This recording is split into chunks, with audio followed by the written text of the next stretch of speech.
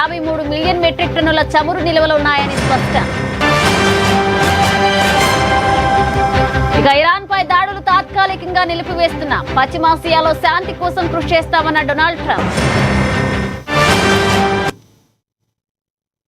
ఇక గల్ఫ్ దేశాల్లో నెలకొన్న ఉద్రిక్తతలపై ప్రధాని నరేంద్ర మోదీ పార్లమెంట్లో స్పందించారు. దేశం వద్ద ప్రస్తుతం 53 మిలియన్ మెట్రిక్ టన్నుల చమురు నిల్వలున్నాయని, హార్మూజ్ జలసంధి ద్వారా నౌకల రాకపోకలు సురక్షితంగా సాగేలా చర్యలు తీసుకుంటున్నామని ఆయన తెలిపారు. ఇంధన దిగుమతులను తగ్గించేందుకు ఇథనాల్ బ్లెండింగ్, రైల్వే విద్యుదీకరణ, మెట్రో, ఎలక్ట్రిక్ వాహనాల వినియోగాన్ని ప్రోత్సహిస్తున్నట్లుగా వెల్లడించారు. भारत ने संकट के ऐसे ही समय के लिए कच्चे तेल के भंडारण को भी प्राथमिकता दी है. आज भारत के पास 53 लाख मीट्रिक टन से अधिक का स्ट्रेटेजिक पेट्रोलियम रिजर्व है और 65 लाख मीट्रिक टन से अधिक के रिजर्व की व्यवस्था पर देश काम कर रहा है. हमारी तेल कंपनियों के पास जो रिजर्व रहता है वो अलग है. बीते 11 वर्षों में हमारी रिफाइनिंग कैपेसिटी में भी उल्लेखनीय वृद्धि हुई है. अध्यक्ष जी, सरकार अलग अलग देशों के सप्लायर्स के साथ भी लगातार संपर्क में है. प्रयास ये है कि जहां से संभव हो वहां से तेल और गैस की सप्लाई होती रहे. भारत सरकार गल्फ और आसपास के शिपिंग रूट्स पर निरंतर नजर बनाए हुए है. हमारा प्रयास है कि तेल हो, गैस हो, फर्टिलाइजर हो, ऐसे हर जरूरी सामान से जुड़े जहाज भारत तक सुरक्षित पहुंचे. हम अपने सभी वैश्विक सहयोगियों के साथ निरंतर संवाद कर रहे हैं ताकि हमारे मैरीटाइम कॉरिडोर सुरक्षित रहे. ऐसे प्रयासों के कारण बीते दिनों हॉर्मुज स्ट्रेट में फंसे हमारे कई जहाज. ఇరాన్తో కొనసాగుతున్న యుద్ధంపై అమెరికా అధ్యక్షుడు డొనాల్డ్ ట్రంప్ కీలక ప్రకటన చేశారు. ఇరాన్పై దాడులను తాత్కాలికంగా నిలిపివేస్తున్నట్లుగా ఆయన ప్రకటించారు. 5 రోజుల పాటు దాడులు చేయబోమని తెలిపారు. పశ్చిమాసియాలో శాంతికి కృషి చేస్తానని ట్రంప్ వెల్లడించారు. ఇరాన్తో గత 2 రోజులుగా చర్చలు జరుగుతున్నాయని, మరొక వారం రోజులు ఇవి కొనసాగుతాయని స్పష్టం చేశారు. సహృద వాతావరణంలో ఇవి జరుగుతున్నాయని ట్రంప్ వివరించారు.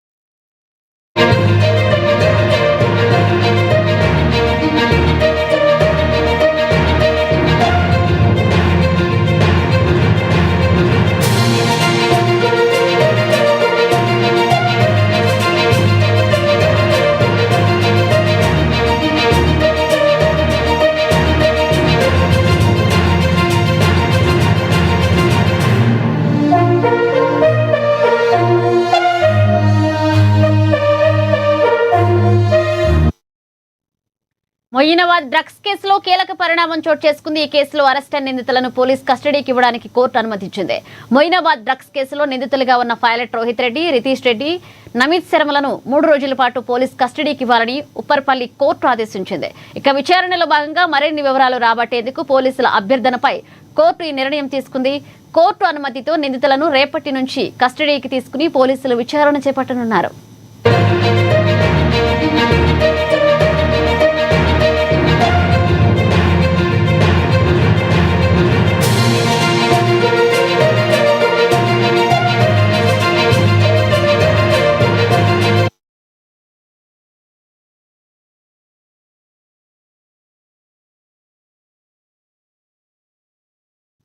విద్యుత్ శాఖలో పనిచేస్తూ విధి నిర్వహణలో మరణించిన వారి కుటుంబాలకు 1 కోటి చొప్పున ప్రమాద బీమా చెక్కులు సీఎం రేవంత్ రెడ్డి అందించారు. మృతి చెందిన వారి కుటుంబాలను ఆదుకునేందుకు ముందుకు వచ్చిన విద్యుత్ శాఖ మంత్రి బట్టి విక్రమార్కను సీఎం రేవంత్ రెడ్డి అభినందించారు. హైదరాబాద్ లో ఈ చెక్కులను మంత్రులతో కలిసి సీఎం అందించారు. ఈ సందర్భంగా రాజు ఆరోగ్యశ్రీ పథక పరిమితిని 5 లక్షల నుంచి 10 లక్షలకు పెంచినట్లుగా సీఎం తెలిపారు. అలాగే సిపెక్ సర్వే ప్రకారం గుర్తించిన అన్ని కుటుంబాలకు 5 లక్షల బీమా వర్తింపచేస్తున్నట్లుగా చెప్పారు.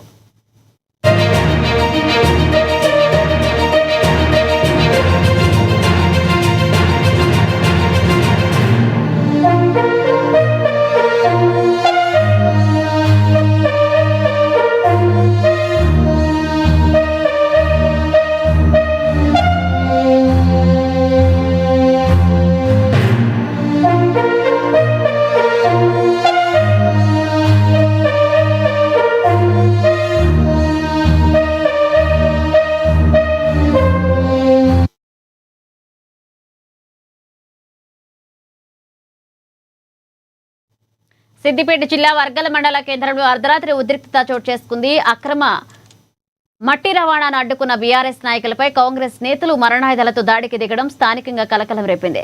పోలీసులు అధికార పార్టీకి కొమ్ము కాస్తున్నారని బీఆర్ఎస్ నాయకులు ఆరోపిస్తున్నారు. ఘటనపై మాజీ ముఖ్యమంత్రి కేసీఆర్ సూచనల మేరకు తదుపరి కార్యాచరణ ప్రకటిస్తామని వారు హెచ్చరిస్తున్నారు.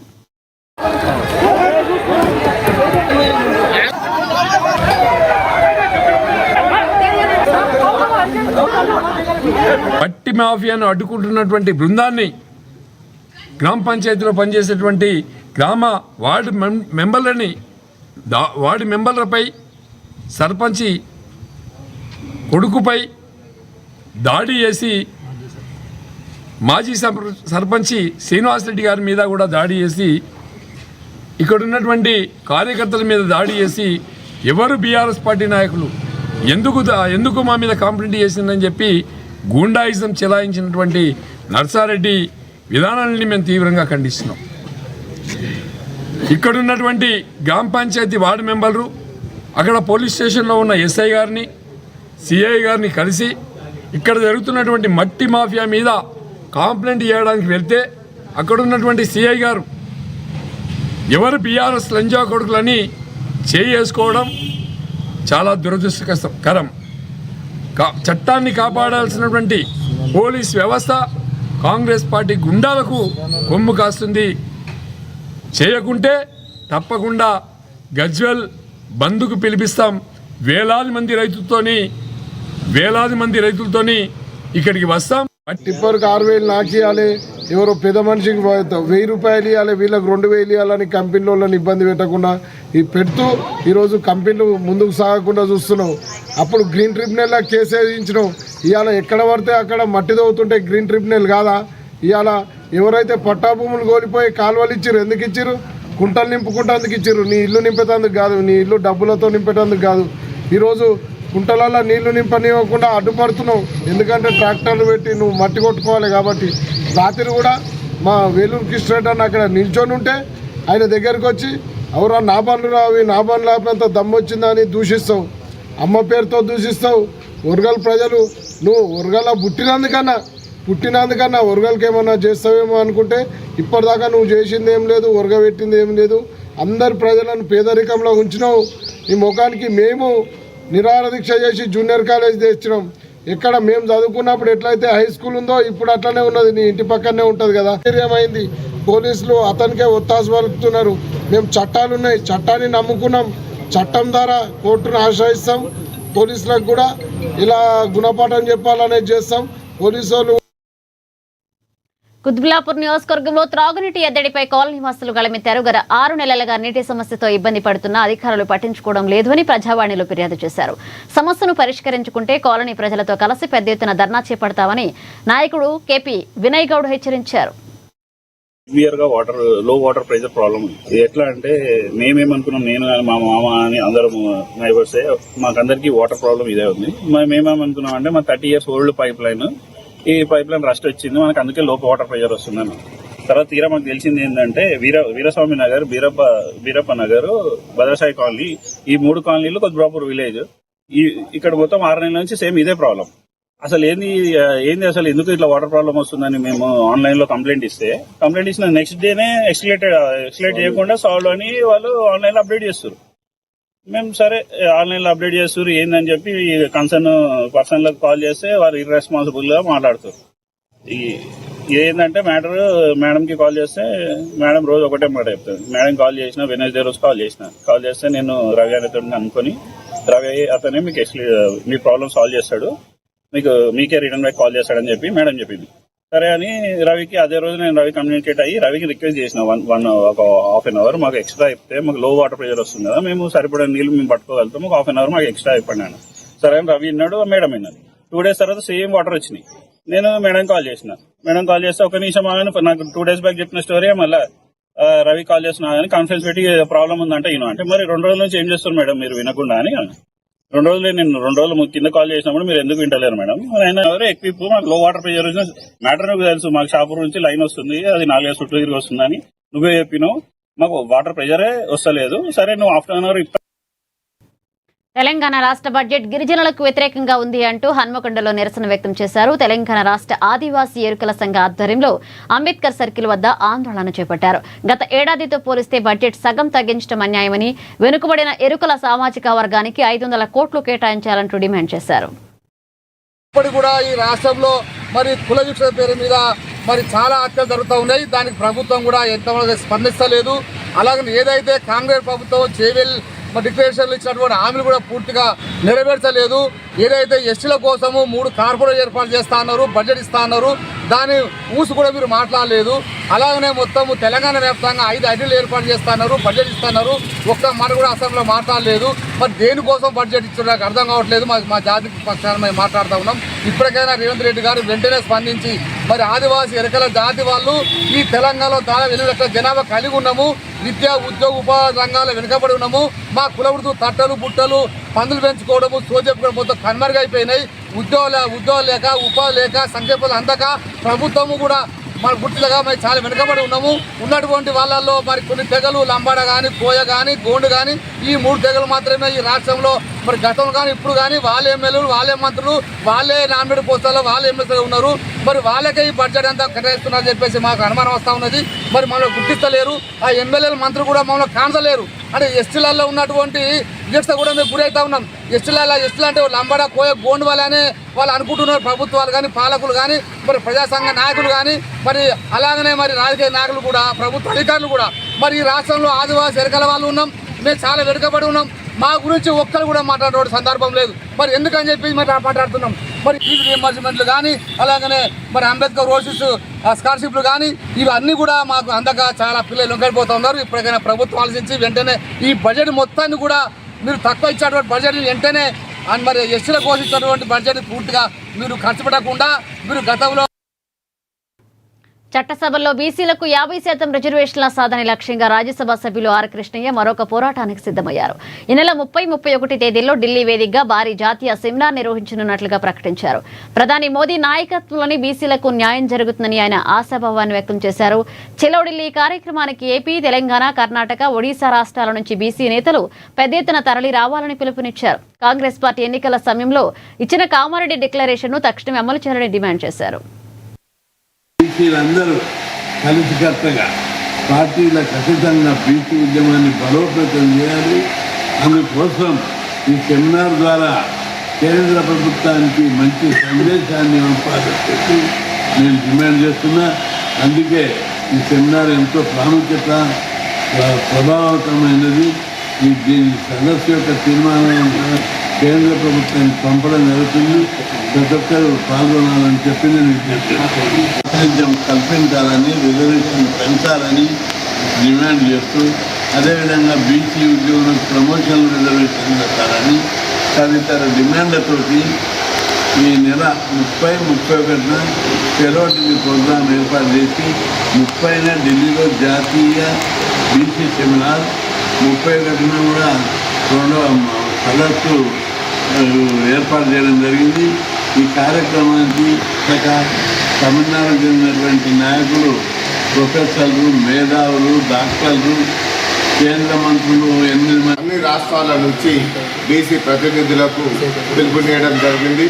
ప్రధానమైనటువంటి డిమాండ్ పార్లమెంట్లో బీసీ బిల్లు పెట్టాలని, చట్టసభల్లో బీసీలకు 50% రిజర్వేషన్లు కల్పించాలని, కేంద్రంలో మంత్రిత్వ శాఖ ఏర్పాటు చేయాలనేది ప్రధానమైనటువంటి డిమాండ్. ఇక మూడో డిమాండ్, కేంద్రంలో ఇప్పుడు ఎస్సీ ఎస్టీలకు యాక్ట్ ఏ విధంగా అయితే ఉందో బీసీలకు కూడా యాక్ట్ తేవాలని చెప్పి పెద్దపల్లి జిల్లా గోదావరికనలో బీఆర్ఎస్ శ్రేణులు వినూత్న నిరసనతో హోరెత్తించారు. ఎండిన గోదావరి నది ఇసుకలో గ్రామీణ ఆటపాటలు ఆడుతూ కాంగ్రెస్ ప్రభుత్వ వైఖరిని ఎండకట్టారు. రాష్ట్రంలో సాగునీటి ఎద్దడికి నిరసనగా సీఎం రేవంత్ రెడ్డి చిత్రపటానికి పిండ ప్రదానం చేశారు. ఎమ్మెల్యే కోరుకంటి చంద్ర నేతృత్వంలో జరిగిన ఈ కార్యక్రమంలో మహిళా నేతలు పెద్ద ఎత్తున పాల్గొన్నారు. కాళేశ్వరం ప్రాజెక్టు పిల్లర్లు దెబ్బతింటే వాటిని యుద్ధ ప్రాతిపాదికన మరమ్మతులు చేయకుండా ప్రభుత్వం కాలయాపన చేస్తోంది అని చంద్ర విమర్శించారు. పారిశ్రామిక ప్రాంతంలో ప్రజలకు మురికి నీరే దిక్కు అయిందని ఆవేదన వ్యక్తం చేశారు. తాగునీరు అందించాలని, ప్రతి పరిశ్రమకు నీళ్లు అందించాలనేటువంటి లక్ష్యం కొద్దీ తెలంగాణ ఉద్యమ మహానాయకులు, తెలంగాణ తొలి ముఖ్యమంత్రి వర్యులు కేసీఆర్ గారు కాళేశ్వరం ప్రాజెక్టును నిర్మాణం చేయడం జరిగింది. ఎన్నికల సమయంలో దొంగ మాటలు, దొంగ అబద్ధపు ప్రచారాలతోని కాళేశ్వరం ప్రాజెక్టు కూలిపోయిందని చెప్పేసి అబద్ధపు ప్రచారాలు చేసి ఆ అబద్ధాన్ని నిజం చేయడం కోసం గత 800 రోజులుగా 2 సంవత్సరాలుగా ఈ యొక్క ప్రాజెక్టు చిన్న పిల్లర్ను రిపేర్ చేయనటువంటి పరిస్థితి. అందుకోసమే ఈ గోదావరి కన్నీటి గోస పేరిట 180 కిలోమీటర్లు పాదయాత్ర చేసినాం ఇదే అసెంబ్లీ సమయంలో. ఈ ప్రభుత్వానికి బుద్ధి రావాలి. ఈ ప్రభుత్వం ఆ యొక్క పిల్లర్ను రిపేర్ చేసి నిండుకుండలా గోదావరిని తెలంగాణ రాష్ట్రంలో కేసీఆర్ గారి ప్రభుత్వం ఏ విధంగా అయితే ఉన్నదో ఆ విధంగా చేయాలనేటువంటి మహాపాదయాత్రను గోదావరి కన్నీటి గోస పేరిట చేసినాం. ఆనాడు తలాపున పారుతుంది గోదావరి, మాచేను మాచెనక ఎడారి అనేటువంటి పాటలు పాడుకునేటువంటి ఆ పరిస్థితి ఇలా మళ్ళీ వచ్చింది. తాగునీటికి ఇబ్బందులు పడుతున్నాయి. గోదావరి కల్లో ఇలా మురికి నీళ్లు తాగేటువంటి పరిస్థితి ఎదురైంది. అందుకోసమే ఇలా సంవత్సరం అయింది, ఇప్పటికీ మా కన్నీటి గోస కార్యక్రమం పూర్తయి, గోదావరి కన్నీటి గోస కార్యక్రమం పూర్తయి. ఇప్పటికీ ఈ ప్రభుత్వానికి చిత్తశుద్ధి లేదు. ఈ ప్రభుత్వం ఇప్పటికీ ఆ యొక్క పోల్ను రిపేర్ చేయకపోగా ఈ యొక్క గోదావరి ఎండిపోయింది. అందుకోసమే ఇలా మళ్ళీ గోదావరిలో ఇలా క్రికెట్ పోటీలు, మహిళా సోదరిమణులు ఇలా ఇక్కడ అష్టచెమ్మ ఆటలు ఆడుతున్నటువంటి పరిస్థితి ద్వారానైనా, ఈ యొక్క నిరసన ద్వారానైనా ఈ యొక్క ప్రభుత్వానికి బుద్ధి రావాలి. అందుకోసమే రేవంత్ రెడ్డికి సంవత్సరం అయింది కాబట్టి ఇలా ఆయనకు పిండం ప్రదానం కూడా మేము చేయడం జరుగుతూ ఉన్నది. రంగారెడ్డి జిల్లా రాజేంద్రనగర్ పరిధిలో మూసీ సుందరీకరణ ప్రాజెక్టు సెగలు కొనసాగుతున్నాయి. తమ నివాసాలను కూల్చివేస్తారన్న ఆందోళనతో మధు పార్క్ అపార్ట్మెంట్ వాసులు చేపట్టిన రిలే నిరాహార దీక్షలు నేటికి 3వ రోజుకు చేరుకున్నాయి. ఈ ఆందోళన కార్యక్రమానికి మూసీ జనాందోళన కమిటీ సభ్యులతో పాటుగా శ్రీరామ్ నగర్, గంధంగూడ, హైదర్స్ కోట్ కాలనీ వాసులు పెద్ద ఎత్తున హాజరై సంఘీభావం తెలిపారు. అభివృద్ధి పేరుతో ఏళ్ల తరబడి నివాసం ఉంటున్న ఇళ్లను కూల్చివేస్తే తాము ఎక్కడికి పోవాలంటూ బాధితులు ప్రశ్నిస్తున్నారు. ఇళ్లను కూల్చకుండానే సుందరీకరణ పనులు చేపట్టాలని వారు డిమాండ్ చేస్తున్నారు. న్యాయం అనేది మనం గట్టిగా కన్సిస్టెంట్గా ఉండటం ద్వారానే, రిలెంట్లెస్గా ఫైట్ చేయడం ద్వారానే ఉంటుంది. కాబట్టి దాన్ని మనం పదే పదే మనం చెప్పుకోవాలి. దానికి ఇంకొకటి, మనం ప్రలోభపడినంత మాత్రాన మనకు వాళ్ళ మనం ఎక్స్పెక్ట్ చేసిన పరిహారం వాళ్ళు ఏమి ఇవ్వరు. మనకి ఇస్తే అందరికీ ఇవ్వాలనే విషయం కూడా తెలుస్తుంది. ముందుకు వాళ్ళ విధానం ప్రకటించింది. 5 అంతస్తుల 10 అంతస్తుల దగ్గర నుంచి ఎంత కట్టినా కూడా టీడీఆర్లు తీసుకోవాల్సిందని బిల్డర్ల మీద ఒత్తిడి పెడుతుంది. ప్రభుత్వ వర్గాలతో మాట్లాడినప్పుడు వాళ్ళు ఏమన్నారు, టీడీఆర్లు ఇస్తాం తీసుకోవచ్చు కదా అంటున్నారు. అంటే టీడీఆర్లకు ఏమి విలువ లేదు, ₹1,00,00,000 టీడీఆర్కి 20 లక్షలు 30 లక్షలు కూడా విలువ లేదు. అంటే మేము బిల్డర్లు కొనేటట్టు చేస్తాం, మేమే కొని అమ్మి మీకు ఇస్తామని ఇట్లా రకరకాలుగా మభ్యపెడుతున్నారు. వాళ్ళ దగ్గర డబ్బులు లేవు. దానివల్ల అర్థం చేసుకోవాల్సిన టీడీఆర్ల మీద ఎందుకు ఇన్సిస్ట్ చేస్తున్నారంటే వాళ్ళ దగ్గర డబ్బులు లేవు. వాళ్ళ దగ్గర డబ్బులు లేని వాళ్ళు మనకు బిల్డింగ్లు కట్టిస్తారనుకోవడం అనేది ఒక భ్రమ. రాజ్యాంగం మనకేమని ప్రామిస్ చేస్తుందంటే, భారతదేశ ప్రజలమైన మాకు మేముగా సమర్పించుకుంటున్న ఈ భారత రాజ్యాంగ ప్రవేశిక పీఠిక 150 కోట్ల ప్రజలందరికీ ఆత్మ వంటిది. ఇది ఏమని చెప్తుందంటే, ప్రజలందరికీ కుల, మత, ప్రాంత, లింగ వివక్ష లేకుండా, భాషా వివక్ష లేకుండా ప్రజలందరికీ స్వేచ్ఛ, సమానత్వము, స్వాతంత్రము, రాజకీయ, ఆర్థిక, విద్యా, ఉద్యోగ రంగాలలో మానవ హక్కుల పరిరక్షణ చేస్తూ, ప్రాథమిక హక్కులకి బాధ్యత కల్పిస్తూ ఆదేశిక సూత్రాలు పాటిస్తామని భారతదేశ రాజ్యాంగం మీద ప్రమాణం చేసిన ముఖ్యమంత్రి రాజ్యాంగ విలువలు పాటిస్తున్నారా లేదా అనేది మనం అడగాలి. నేను ఎవరినో తిట్టడానికో ఎవరినో పోవడానికి రాలే. ఇక్కడ మీరంతా మధ్యతరగతి కుటుంబాలు. మీకు ప్రభుత్వం ఇచ్చిన అన్ని రకాల అనుమతులు తీసుకున్నారా లేదా? మీరు చట్టబద్ధంగా కరెక్టే, ధర్మబద్ధంగా కరెక్టే, న్యాయం ప్రకారం కరెక్టే. గట్టిగా చప్పట్లు కొట్టుకోండి. మీకు మీరు ఎవరు కబ్జాదారులు, ఎవరు ఇల్లీగల్, ఎవరు తప్పు చేస్తున్నారు? హైదరాబాద్ అంబర్పేట నియోజకవర్గంలో శ్రీ సీతారామ శోభయాత్రను పురస్కరించుకుని ఏర్పాట్లు ముమ్మరంగా సాగుతున్నాయి. ఈ యాత్రను విజయవంతం చేయాలని కోరుతూ బాగంబర్పేట అయ్యప్ప ఆలయం వద్ద బీజేపీ నాయకులు, నిర్వాహకులు భారీ ఎత్తున కరపత్రాలు పంపిణీ కార్యక్రమాన్ని చేపట్టారు. బాగంబర్పేట ఆలయాల ఇన్ఛార్జ్ శ్రీనివాస్ ఆధ్వర్యంలో జరిగిన ఈ కార్యక్రమంలో పార్టీ శ్రేణులు ఉత్సాహంగా పాల్గొన్నాయి. ఆలయానికి విచ్చేసిన భక్తులకు కరపత్రాలు పంపిణీ చేస్తూ ఈ ఆధ్యాత్మిక వేడుకలో ప్రతి ఒక్కరూ భాగస్వాములు కావాలని విజ్ఞప్తి చేశారు. భక్తుల మనోభావాలకు ప్రతిబింబంగా ఈ యాత్ర సాగాలని వారు ఆకాంక్షించారు.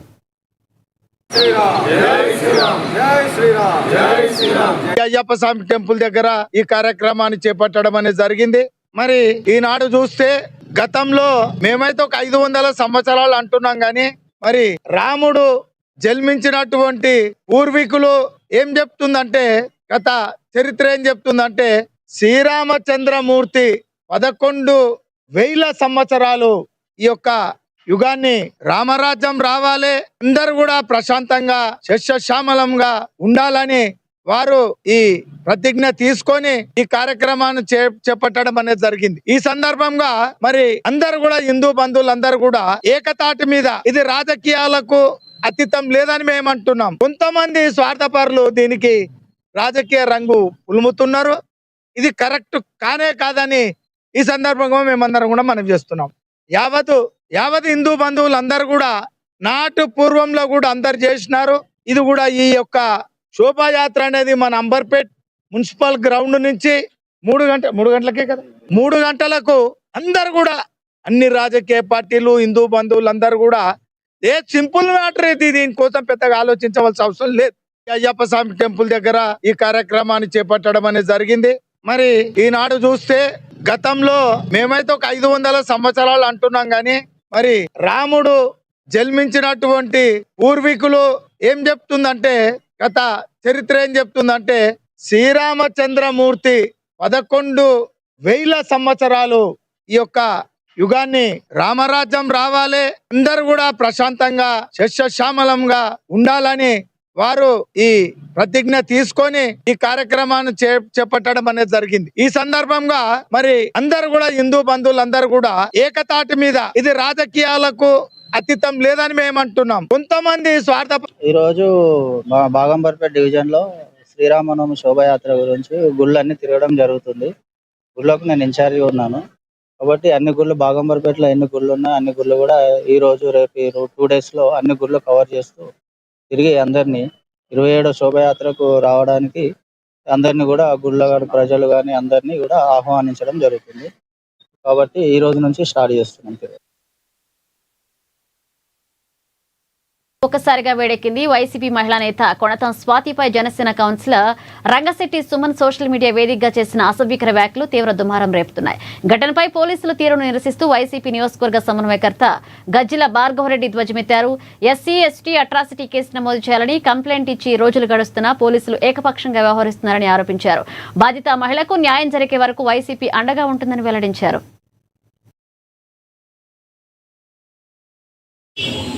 ఆ స్థాయిలోనే ఆయన పోస్ట్ పెట్టారంటే మరి ఈ కూటమి ప్రభుత్వం మరీ ఇంత దిగజారిపోయిందా?